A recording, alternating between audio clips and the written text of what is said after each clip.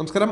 ആദായ നികുതി വകുപ്പിന്റെ പാൻ 2.0 എന്ന പദ്ധതിക്ക് കഴിഞ്ഞ ദിവസമാണ് കേന്ദ്ര സർക്കാർ അംഗീകാരം നൽകിയത്. എല്ലാ ഗവൺമെന്റ് ഏജൻസികളുടെയും ഡിജിറ്റൽ സംവിധാനങ്ങൾക്കായുള്ള സ്ഥിരം അക്കൗണ്ട് നമ്പർ ഒരു പൊതു ബിസിനസ് ഐഡന്റിഫയർ ആക്കുകയാണ് പാൻ 2.0 വഴി ചെയ്യുന്നത്. കേന്ദ്ര സർക്കാരിന്റെ പ്രധാന പദ്ധതിയായ ഡിജിറ്റൽ ഇന്ത്യക്ക് കീഴിലാണ് പദ്ധതി നടപ്പിലാക്കുന്നത്.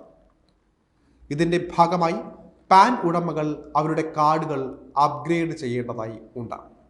അപ്ഗ്രേഡ് ചെയ്യുന്നതോടെ തിരിച്ചറിയലിൻ്റെയും വിവരങ്ങളുടെയും ശക്തമായ ഉറവിടമായി പാൻ മാറുമെന്ന് പ്രതീക്ഷിക്കാം. നേരത്തെ തന്നെ പാൻ കാർഡ് ആധാർ കാർഡുമായി ബന്ധിപ്പിക്കണം എന്ന് കേന്ദ്ര സർക്കാർ നിർദ്ദേശിച്ചിരുന്നു. ഇതിന് പിന്നാലെയാണ് പാൻ 2.0 പദ്ധതിയുമായി ആദായ നികുതി വകുപ്പ് രംഗത്തെത്തിയിരിക്കുന്നത്. ഇനി എന്താണ് പാൻ 2.0? ഇതിൻ്റെ ഗുണങ്ങൾ എന്തൊക്കെയാണ്, ഏതൊക്കെ രീതിയിൽ നിങ്ങൾക്ക് ഇതിനെ ഉപയോഗിക്കാം, അതിനെക്കുറിച്ചാണ് ഈ വീഡിയോയിലൂടെ ഇനി പങ്കുവയ്ക്കാൻ പോകുന്നത്. രാജ്യത്ത് 78 കോടിയോളം പേർക്ക് പാൻ കാർഡ് ഉണ്ട് എന്നാണ് കണക്കാക്കിയിരിക്കുന്നത്. ഇവർ എല്ലാവരും പാൻ കാർഡുകൾ അപ്ഗ്രേഡ് ചെയ്യേണ്ടതായുണ്ട്. എന്നാൽ നിലവിലുള്ള ഉപയോക്താക്കൾക്ക് പാൻ കാർഡ് നമ്പർ മാറും എന്ന ആശങ്ക വേണ്ട.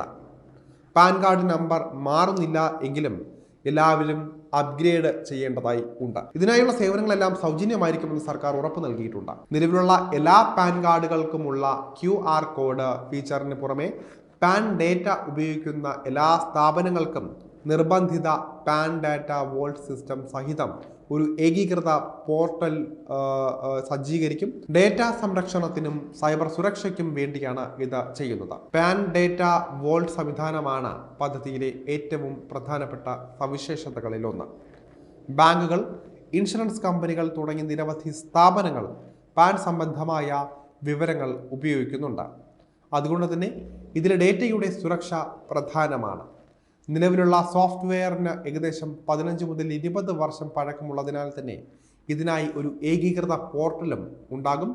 പാൻ 2.0 നികുതിദായകരുടെ രജിസ്ട്രേഷൻ സേവനങ്ങളുടെ സാങ്കേതിക വിദ്യാധിഷ്ഠിത പരിവർത്തനം പ്രാപ്തമാക്കും. നികുതി വകുപ്പുമായുള്ള സാമ്പത്തിക ഇടപാടുകളുടെ മെച്ചപ്പെട്ട തലത്തിലുള്ള സംയോജനമാണ് പാൻ കാർഡുകളിലെ QR കോഡ് ഫീച്ചർ അർത്ഥമാക്കുന്നത്. 2017 QR കോഡ് പാൻ അവതരിപ്പിച്ചത്. പാൻ 2.0 പദ്ധതിയിൽ കൂടുതൽ മെച്ചപ്പെടുത്തലുകളോടെ ഈ ഫീച്ചർ തുടരാനാണ് ഉദ്ദേശിക്കുന്നത്. QR കോഡ് ഇല്ലാത്ത പഴയ പാൻ കാർഡുള്ള പാൻ ഉടമകൾക്ക് QR കോഡുള്ള പുതിയ കാർഡിന് അപേക്ഷിക്കാനുള്ള അവസരവും ഉണ്ടായിരിക്കുന്നതാണ്. എല്ലാ ടാൻ സേവനങ്ങൾക്കായും ഒരുമിച്ച് പ്രവർത്തിക്കുന്ന ഒരു സിസ്റ്റം വേണമെന്നത് വാണിജ്യ മേഖലയിലെ ദീർഘകാലത്തെ ഒരു ആവശ്യമായിരുന്നു. 1435 കോടി രൂപയാണ് പദ്ധതിക്കായി ചിലവാക്കുക.